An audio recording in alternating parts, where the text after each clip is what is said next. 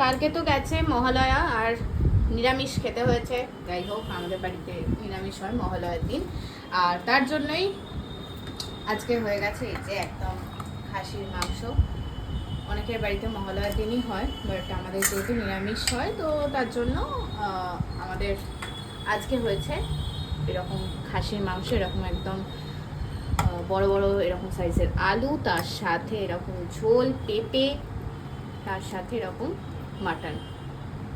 আর এমনিতে কষা কষা ভাল লাগে, কিন্তু এই মাটনটা এরকম ঝোল ঝোল হলে তবেই আর কি ভালো লাগে। আহা হা, দারুণ গন্ধ বেরিয়েছে, তেমনি একদম গরম গরম একদম ধোয়া উঠছে। আর আমার পাতে চলে আসছে এরকম ভাত, মাটন, তার সাথে মায়ের ওখানে উচ্ছে ভাজা আছে, আমি খাবো না, যাই আমি শুধু মাটন আর ভাতই খাবো। এই হচ্ছে মাটন। হা হা, আর কি চাই, মাটন পেলে আমি আর কিছুই চাই না। তো চলো, এই হচ্ছে আজকের আমাদের খাওয়া দাওয়া।